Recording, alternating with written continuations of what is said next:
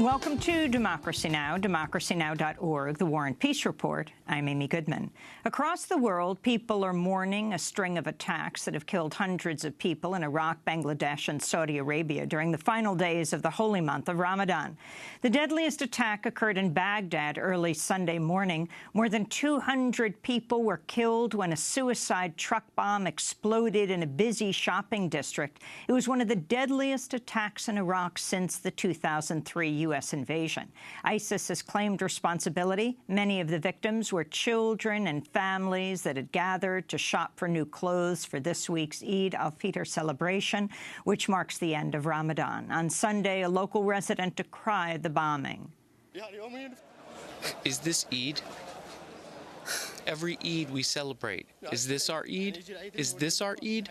Is this our Eid that everybody celebrates? Is this the Eid we should celebrate? People came to buy clothes to celebrate Eid. Now they are buying coffins. They're buying coffins. May God punish those who are responsible. More than 2 days after the attacks, the death toll continues to rise as more and more bodies are discovered in the rubble. Today, Major General Khadim Saban spoke about the recovery effort.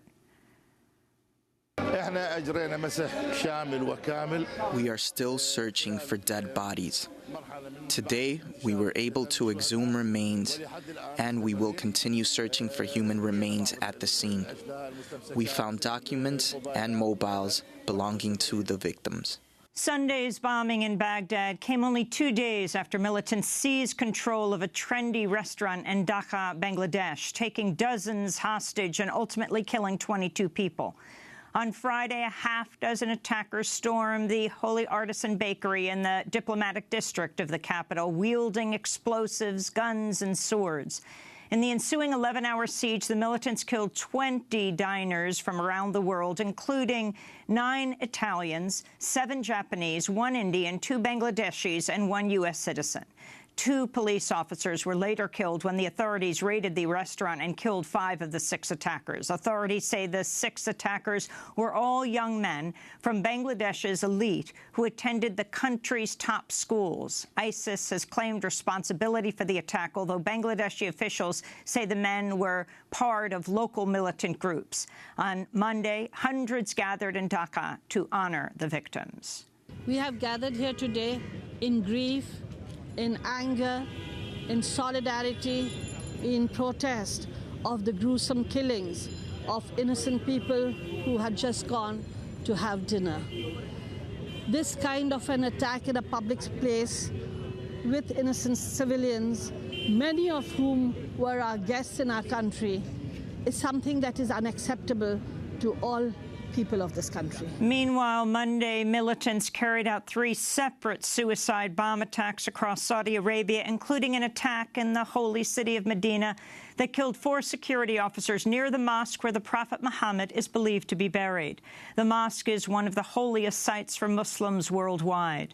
Another separate attack near the U.S. consulate in the Saudi city of Jeddah wounded 2 security officers. No one has yet claimed responsibility for today's attacks. The string of deadly attacks comes only days after militants attacked the main airport in Istanbul, Turkey, on Tuesday, killing 42 people. The airport is the 11th busiest in the world.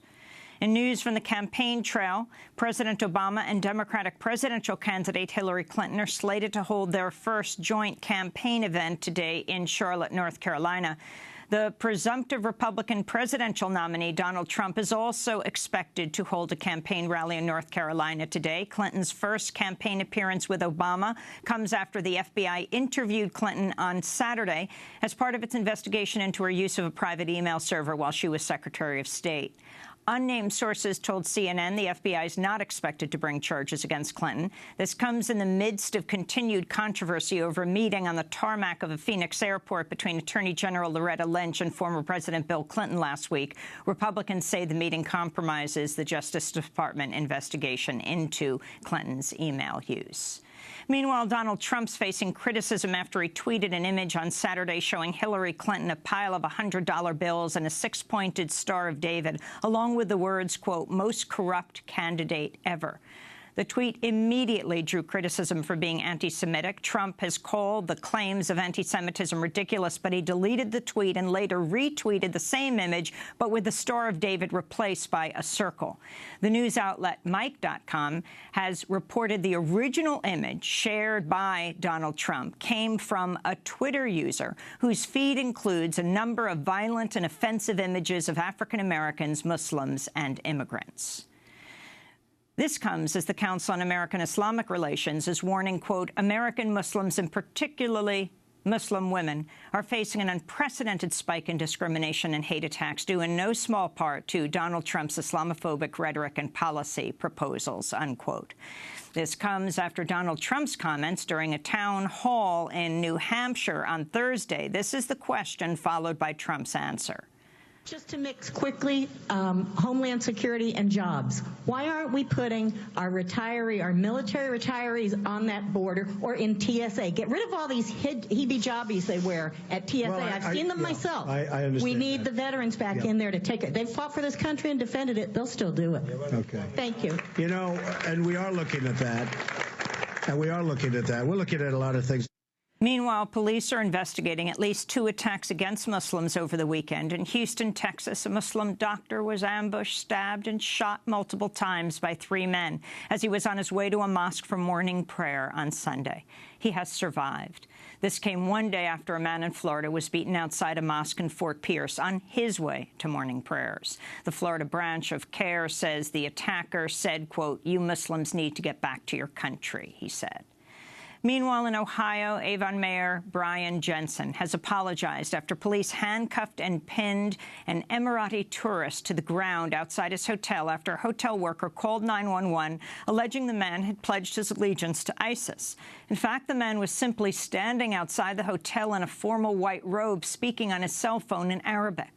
The police pointed their guns at him, then pinned him down on the ground before realizing he was unarmed. The man later collapsed and had to be hospitalized. The Obama administration's released its internal assessment of the number of civilians killed by drone strikes in Pakistan, Yemen, Somalia, and Libya. The long-awaited reported claims between 64 and 116 civilians have been killed since President Obama took office. However, reporters, researchers, and monitoring groups estimate the death toll from drone-related killings is as much as 10 times higher than this estimate.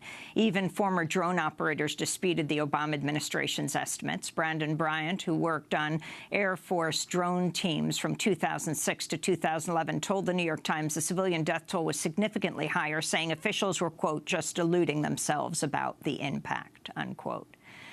In Toronto, Canada, Black Lives Matter activists shut down Canada's largest Pride parade Sunday, demanding event organizers ban police floats at the parade and commit to hiring more Black, trans, and Indigenous people for future Pride events. After successfully stopping the parade for about a half hour, the Pride director met with the activists and agreed to their demands. And writer, Holocaust survivor, and Nobel Peace Prize winner Elie Wiesel has died. The author of several dozen books, he testified to the horrors of the Holocaust. He was born September 30th, 1928 in Romania. When the Nazis invaded, he and his family were deported to Auschwitz, which became the subject of his most famous book, Night. He went on to be an outspoken human rights activist on many issues, although generated great controversy in the human rights community by denying Israel's role in the mass expulsion and continued oppression of Palestinians. In 1986, Wiesel was awarded the Nobel Peace Prize. This is a part of his acceptance speech. I know that as long as one dissident is in prison, our freedom will not be true. As long as one child is hungry, our lives will be filled with anguish and shame, for I have seen children hungry. What all these victims need, above all, is to know that they are not alone, that we are not forgetting them. Elie Wiesel died at his home in Manhattan on Saturday at the age of 87. And those are some of the headlines. This is Democracy Now!, democracynow.org, The War and Peace Report. I'm Amy Goodman.